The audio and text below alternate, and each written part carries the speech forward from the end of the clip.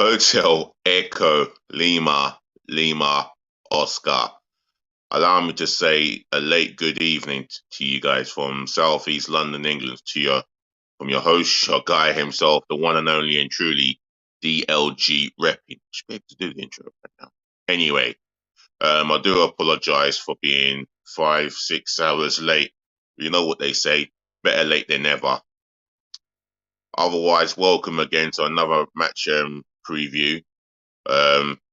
We're going to St James's Park, Tyneside, northeast of England anyway. It's Newcastle United v Arsenal, and I'm going to be giving you my starting 11 that I'm going to go with, my 9 substitutions, and the formation.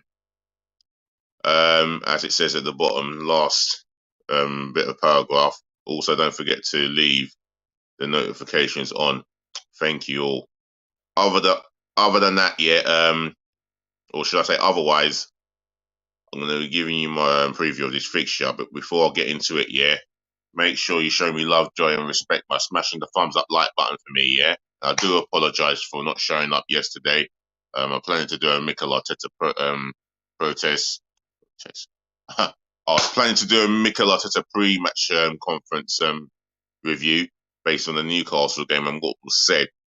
I didn't get round to it. I was extremely tired. I didn't want to do a stream and sleep through it like I did in the World Cup. And I could have left a note for you guys at home who are watching. That being said, I do apologise and I hope you find it in your hearts to forgive me. But other than that, show me love, joy, and respect by smashing the thumbs up like button for me, yeah? In abundance, yeah? Let's get those thumbs up going for me, yeah? And flowing. Share this channel virally all over the globe, especially to your friends and your relatives, yeah? Do me a favour and share this channel all over the globe. And if you're watching me or my content on the live stream, StreamYard for the first time, yeah, welcome on board. Just make sure that you share this channel amongst your friends and your relatives and tell them to share it amongst their friends and relatives.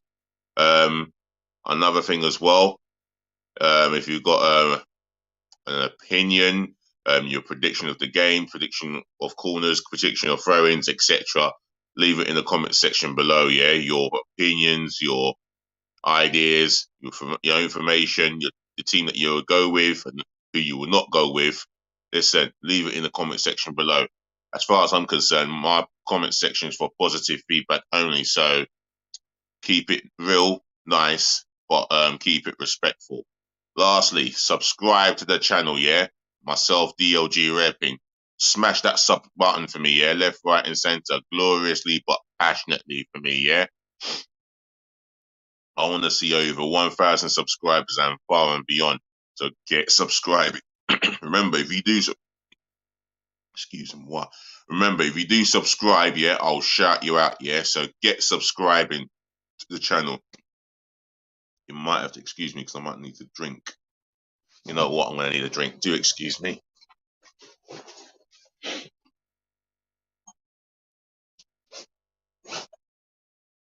Oh, these hiccups, eh?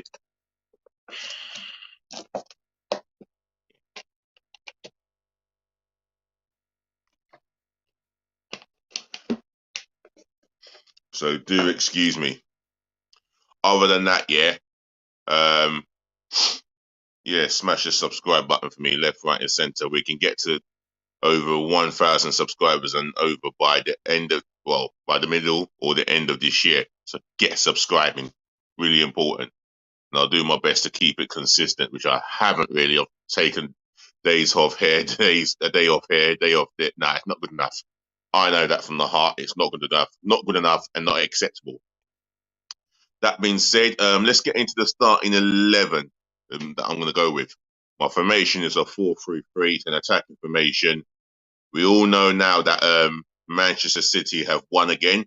They've won 2-1. They had a penalty at 2-0. Instead of Haaland taking it, he thought about his colleague Ilkay Gundogan, because Ilkay Gundogan has never had a career hat-trick before. So he thought, let him do this. And to be fair, he hit the post and the goalkeeper did go the right way. And then 58 seconds later, Leeds United go and get a late goal, which led to a consolation anyway. So Man City have got the 4 point lead over Arsenal. What Arsenal can do is just continue to win games and not think about what Man City are doing. Just perform well enough to win the game and get the 3 points by hook or by crook. And that's what we're going to have to do. We've got to go to Newcastle United and dig deep and find the win. Do I think we will win? I think well, if I'm being honest, no. I really feel that it's Man City's to lose. And I think we are going to be in for a very tough afternoon. But Arsenal, you know what you have to do. That being said, 4-3-3 formation. In goal, Aaron Ramsdale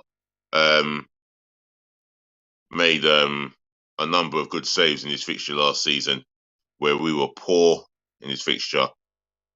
But he made a number of good saves. And if it wasn't for him, we could have been right out of sight. We did well to get beat 2-0. Let's face it could have been 4-5 on another day. But Aaron Ramsdale in goal, our undisputed number one, and let's hope he continues to get stronger for the new season. That's what we're heading towards now. We've got to think about the new season. The back four, Benjamin White will continue in that role. For the simple fact is, if he's moved to centre half to replace Gabriel, then him and Kivia can have a good understanding together. Then therefore, I want a right back in the summer, but I would have gone with Raul Walters untested, and who knows? But I'm going to go with Benjamin right back in this game. For me, he played centre half last season in this fixture, and let's just say I don't think he had the best of games. If anyone can bring up a video where I done my player rating, I do state that. But anyway, Benjamin right back, he's been absolutely excellent in that position all season, and don't see no reason to change it. Benjamin White.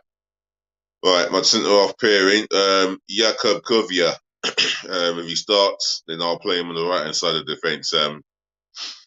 He had a very good game against Chelsea. Yes, that being said, the attack was weak. He wasn't really tested to the limit, of course. But Newcastle will give him a test. And if he does start this game, which is likely, he will have a test against Isaac, Callum Wilson, and he'll be kept very busy. And he's got to try and fault the attacking midfield players of Joe Linton and our Highland Academy old boy, Joe Willock. So he'll be on his, he will have to be on his best be on his best performance possible, but on his toes. Jakub Kovia. Alongside him, I'm going to go with Gabriel dos Santos Magalis. If he's fit, then he starts. If not, then we're possibly going to have Rob Holding, unless Arteta's got a plan around that. But for me, I'm going to go with Gabriel dos Santos Magalis. And for me, I don't know what I'm going for him. He held his hamstring during that business end of the game against Chelsea. He went down 3 or 4 times. I wouldn't be surprised if he doesn't start, but what do I know? Left back, Kieran Tierney. Again, we need some defensive solidarity in that position, and we've not got enough of that from Zinchenko. And for the simple fact is, I would go with Tierney for his defensive solidity. And plus, I believe he wants to stay. I want to believe that he wants to stay, but he hasn't come out and publicly quashed the rumours, especially what's being said on social media. But that's certain people who are speaking on Tierney leaving the club, but it hasn't come out on a public tabloid or any public notification about Tierney being unhappy about a lack of game time. That being said, excuse me. That being said, I feel that he will stay and fight for his place. And we need players to do that, you know. It is a squad game. Right. Midfield three. Thomas Partey, we're going to need his physicality. And Thomas Partey's had enough rest. And he should be physically and ably to feature in this game. And he should be mentally prepared for this fixture. This is a fixture that we know that we've got a great record at in the past, and someone like Thomas Partey at his ilk, he's going to be vital for us. The midfield three, Martin Odegaard. Again, this is a big moment for him. He has to find a way of producing the performance where he can be spoken about turning up at these big games. And this is another big game for him, another big test for him to get on the ball and show us what he really can do. Whether arriving late in the box to to have a shot on goal or a scoring a tap. It doesn't matter how he does it. He's got to step up and really level up. Not in other guard. On the left hand side to Partey, Granit Xhaka, that completes the three. For me, he's got to show that level of consistent performances as he's put in during this season, and we know that he's capable of playing at his very best, especially when he's not getting involved in silly little scraps with an opposition player. Just concentrate on his football, and he can do the rest from there, and he will flourish from there. Right, the front three. Well, this is where I might have to change it up here. Bukayo Saka. You know what? No, I'm not going to go with Bukayo Saka. I'm going to go with Reiss Nelson. Reiss Nelson, for me, has come on, produced more than a couple of cameo performances. And I don't understand why he doesn't get into the first team. So Reiss Nelson on the right-hand side of attack. I'm going to go with Leandro Trossard. For me, we need a dangerous outlet. Someone who's pretty unpredictable, but can play on both feet. And it's especially with this guy, you got to give him the ball so we know what we can get out of him. And it'll be interesting to see him go up against Kieran Trippier in that battle. Up top, I'm going to go with Gabriel Jesus. You need an experienced figurehead up front, number 9. And for me, he ticks the list. Well, he don't tick all the boxes, but he's a guy that he will continue to battle, and he will get goals when he can. But for me, he hasn't got enough. Hence the reason why we're crying out for a lethal 25, 30 league goal striker if we're going to compete to win the league next season, especially. All right, 9 substitutions. That's my starting 11's complete. Let's get on to the 9 substitutions. Matt Turner, always prepared to come on. He feels like he's ready, but I feel that because of Aaron Ramsdale's form overall this season, I'm still going to have Matt Turner on the bench. Substitute number 2, Rob Holding. This is a centre-half that I would sell in the summer, just due to the fact that he's been at the club for up to a decade, and he's never really going to get into. He's never going to get ahead of Saliba when fit, and we are looking at someone else in that position on the right hand side of defence. So, well, when I say right hand side of defence, I mean the centre half part. So for me, I'm going to go with Holding on the bench. Substitute number 3. Yes, we haven't got much. Substitute number 3, Alexander Zinchenko. For me, he can't. I think ideally we're going to need a defensive performance at times, and I feel with Kieran Tierney he's better equipped defensively than Alexander Zinchenko. And I do like Zinchenko, especially in the midfield area. I am open to looking at a midfield spot for him, but we shall see in time. Substitute number 4, Who can I have? Oh, who can I have? Raul Walters. I mean, we are short of experienced defenders, so I'm going to go with someone like Raul Walters from the academy. It is what it is, and we're just going to have to bear patience until we get our senior players back. But for me, he's a talent. Well, I don't know if he's a talent or a promise, but he's someone from the Halen Academy. So that's great to hear. Great to know that we can depend on someone from that academy, I suppose, through no choices of our own. And we should be getting a player in. Anyway, substitute number 5, midfield area, Jorginho. Now, he's got a vast amount of experience. He's got great ability on the ball, especially when he's playing the forward pass.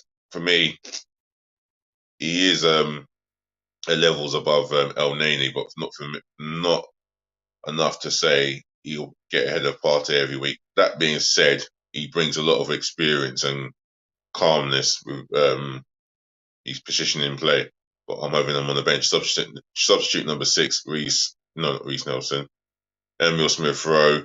I feel Emil Smith Rowe is a guy who can play anywhere along the midfield area, attacking midfield number 8 or number 10. So for me, I feel that he should have an opportunity, especially for next season. Substitute number 7, Bukayo Saka. The reason being, I feel that he could do with a rest or two, and I feel that he could come on from the bench and make a big impact, especially with 25 odd minutes to go. Substitute number 8.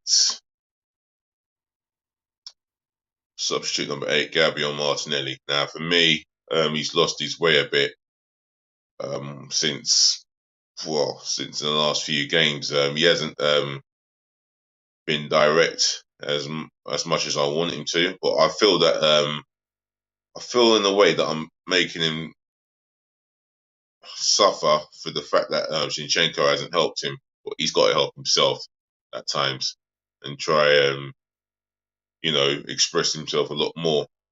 So that's Gabriel Martinelli as an 8 substitution. And the last one, Eddie Nketiah. Yes, he's not ideally the one that you would want. He's on a big 140,000 a week. Wearing a number 14 shirt. Great. But for me, there's not enough goals in him, but he can make an impact himself. So that's my 9 substitutions. So my formation is starting 11 done, and my formation and the 9 substitution bench is done. So all that I need to say is what a pleasure it is to do my match preview and give you guys the opportunity to comment, like, share, and subscribe. Do all of that for me. Yet again, ladies and gentlemen, to the boys, to the girls, I thank you for listening. I thank you for tuning in. I thank you for watching. Saving the best to last. I thank you for putting up with me, my twitchy self. Do look after your friends. Do look after your families. Make sure you look after yourselves. More peace, more loves, more blessings again. That's DLG Rep, and remember, we're going to chat again, yeah? I do promise you that. We're going to chat again. One more thing for me, yeah? Just remember, always be nice. And I do mean be nice.